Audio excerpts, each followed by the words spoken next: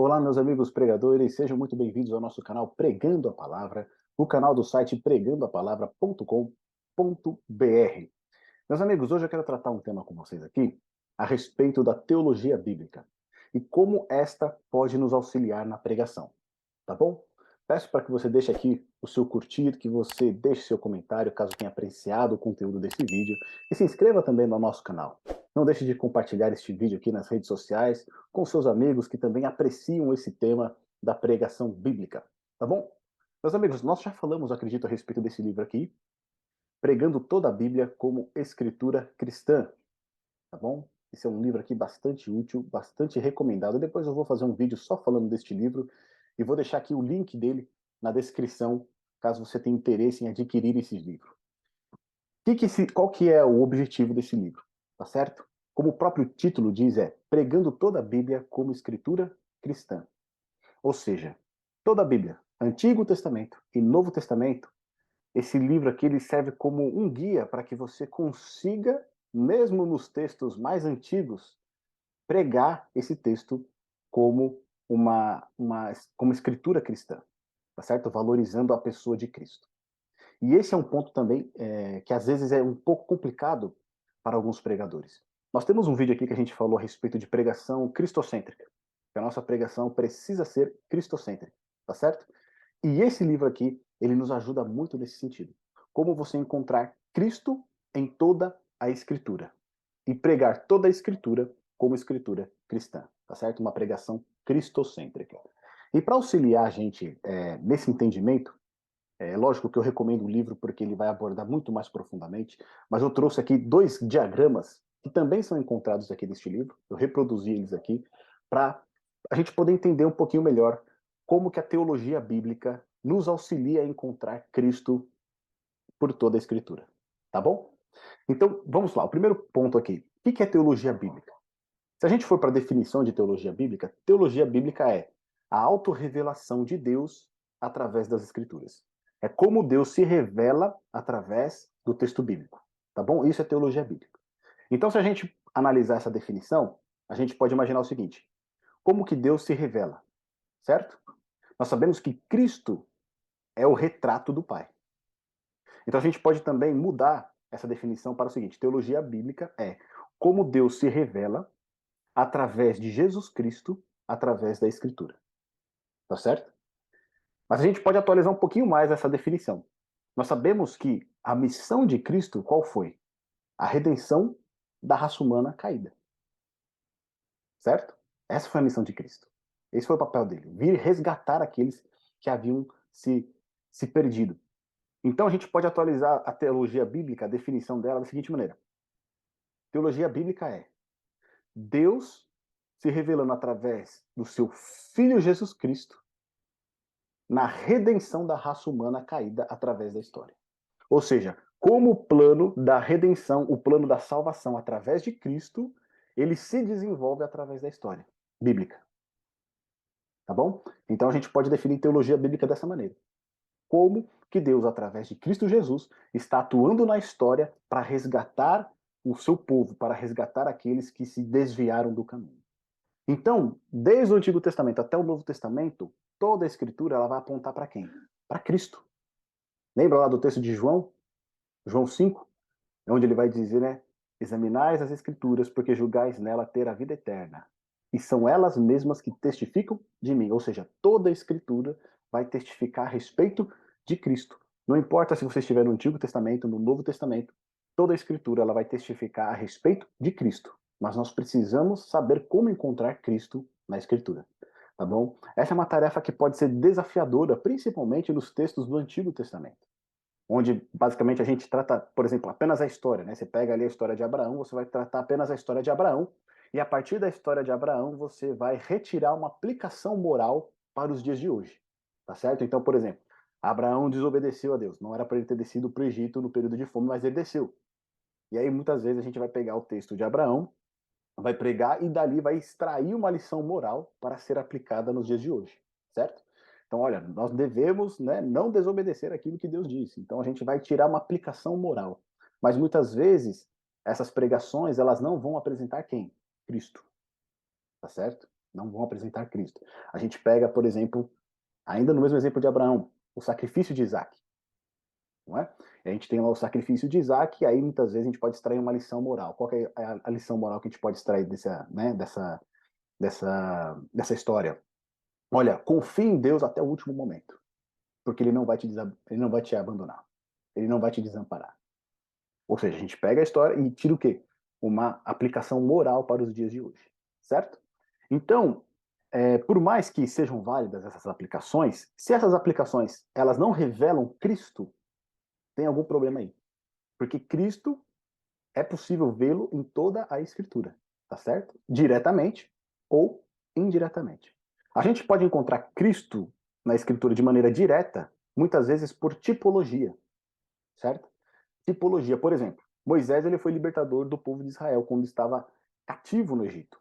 Moisés ele é um tipo de Cristo. Então aí ia ficar fácil você associar, tá certo? Moisés libertou o povo da escravidão do faraó. Cristo nos liberta da escravidão do pecado. Então você percebe como é muito mais fácil você encontrar Cristo aí? Um outro exemplo, José, tá certo? José foi lá para o Egito, se tornou governador, e mesmo de uma situação ruim, Deus tirou uma bênção. Até o nome dele em egípcio, né, que é dado lá para ele, é o Salvador do mundo. Então, José também, ele é um tipo de quem? De Cristo. Então, tem algumas figuras dentro da Bíblia, até no Antigo Testamento, que são mais fáceis nós relacionarmos com Cristo. Mas tem outros que não. E é para isso aqui que eu recomendo esse livro aqui, Pregando toda a Bíblia como Escritura Cristã. E é por isso também que a gente vai entender um pouquinho de como a teologia bíblica, ou seja, como Deus se revela em Cristo através da história no plano da redenção, no plano da salvação dos seres humanos. E aí, para a gente entender um pouco melhor, eu vou compartilhar aqui esses dois gráficos que podem ser encontrados aqui neste livro, tá bom? Eu reproduzi eles aqui para a gente ter uma ideia bem melhor de como que ele é apresentado.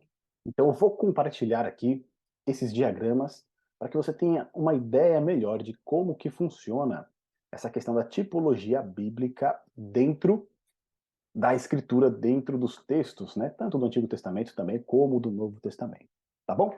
Então aqui esse é um dos gráficos que a gente tem nesse livro. E basicamente o que ele está trazendo aqui para a gente? Está trazendo a história bíblica em 5 dispensações, tá bom?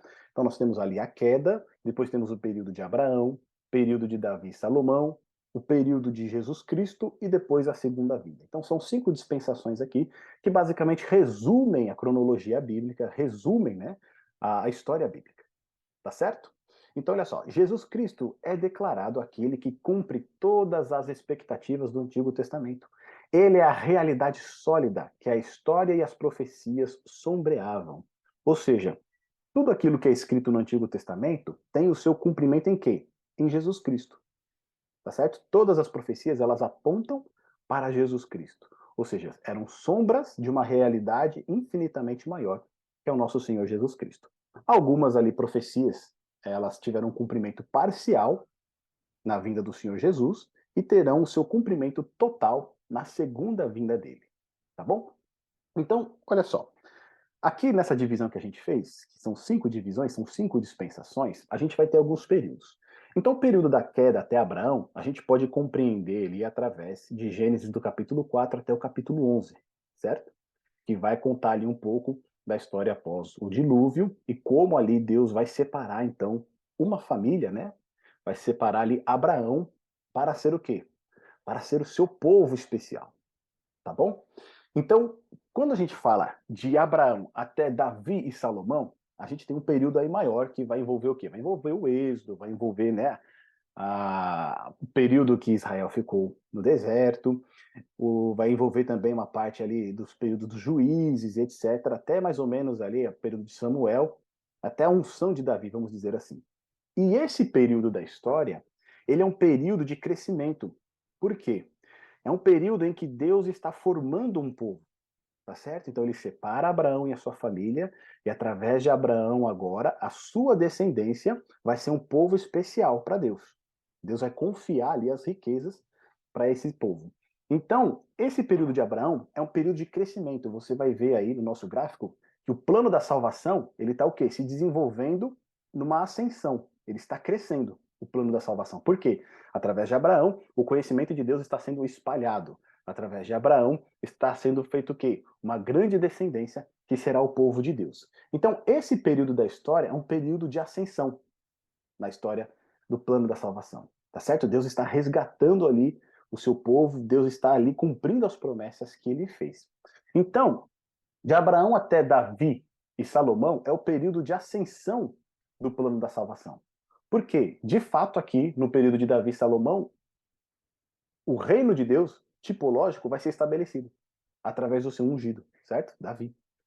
Ele vai ser estabelecido. Então a ideia ali qual que era? Estabelecendo o reino de Deus, que esse reino de Deus agora, ele comece a se espalhar por toda a terra.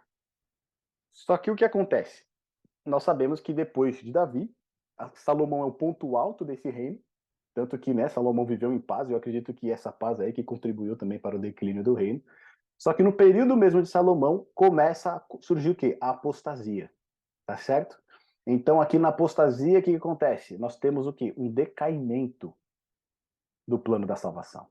Por quê? A partir desse momento em diante, agora, o povo vai começar a se separar de Deus. O povo vai entrar na idolatria, o povo vai começar a transgredir a lei de Deus. Então, o plano da salvação que antes estava numa ascensão, o que ele vai fazer? Ele vai cair, tá certo? Por conta da apostasia do povo. E aí, o que, que significa essa apostasia do povo? Significa julgamento.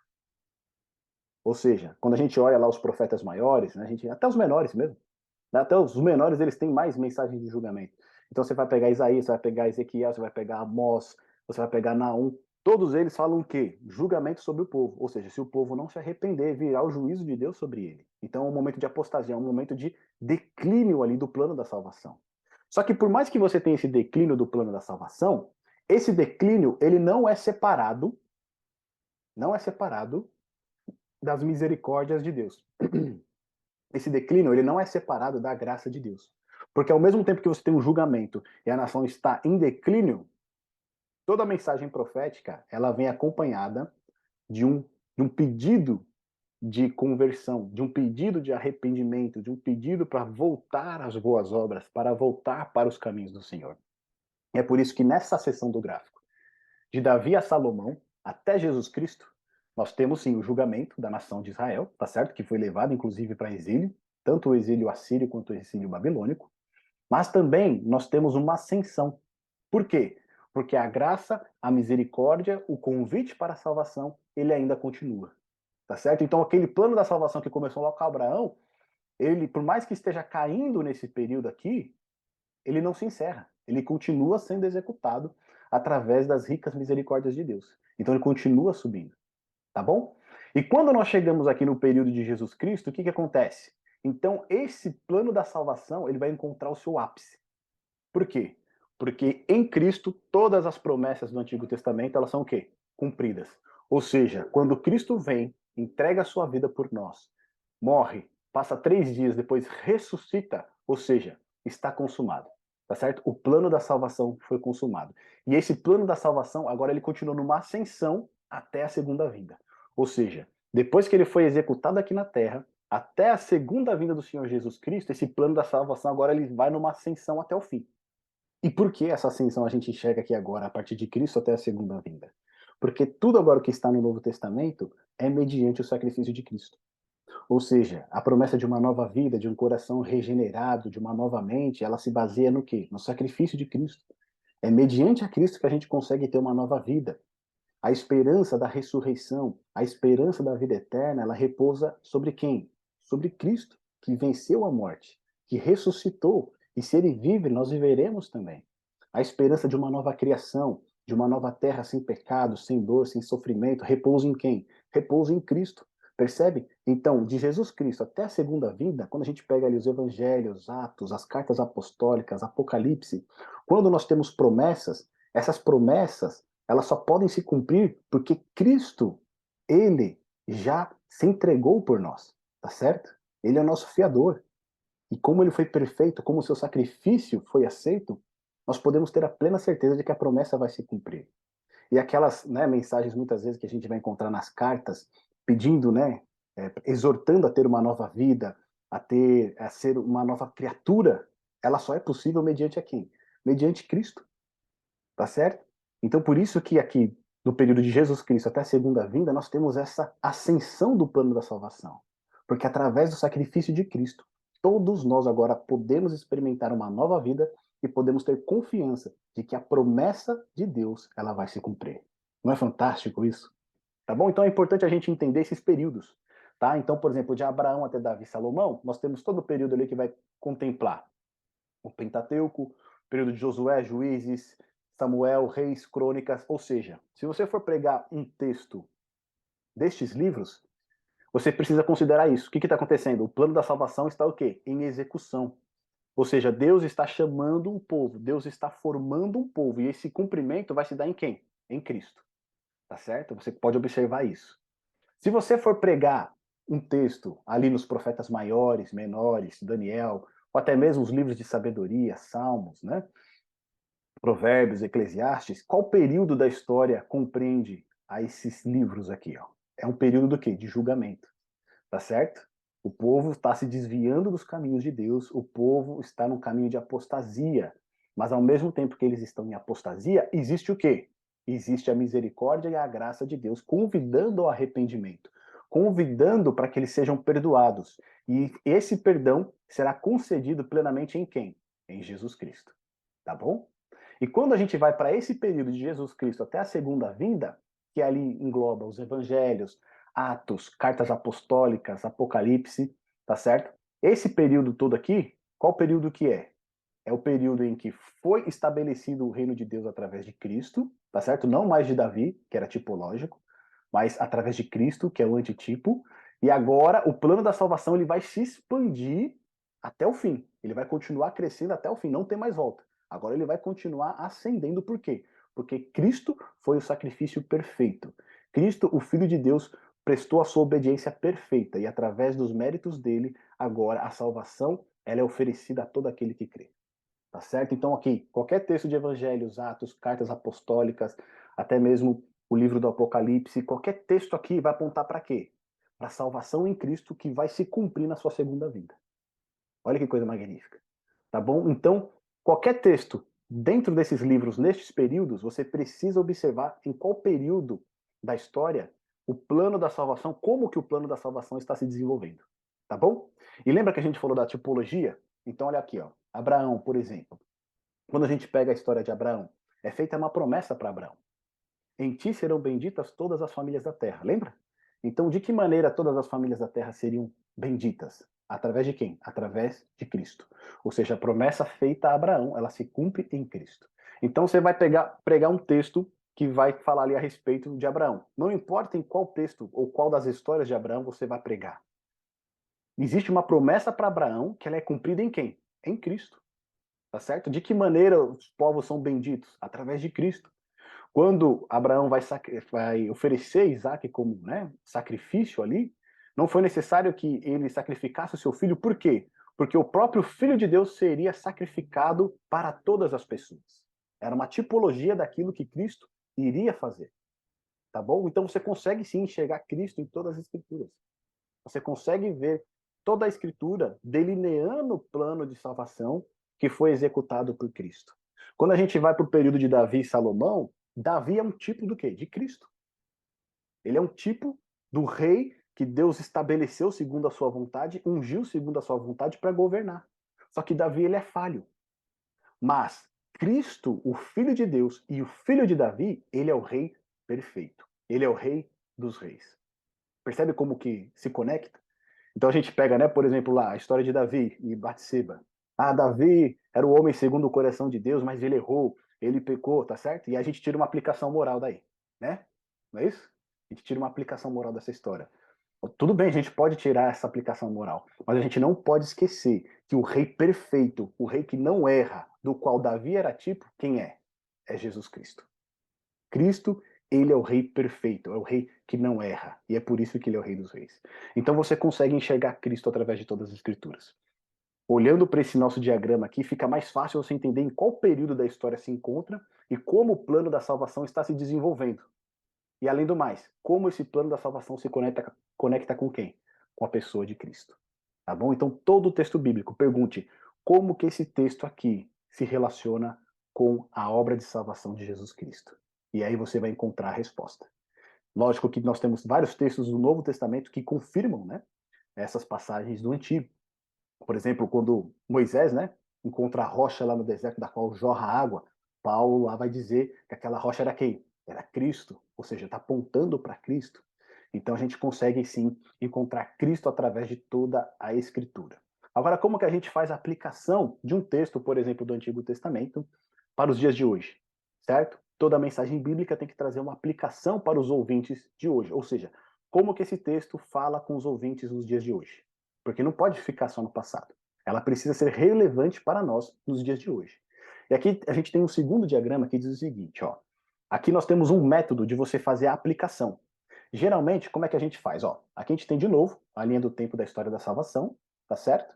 Desde a criação até a nova criação, ou a consumação, ou a glorificação, ou a segunda vinda.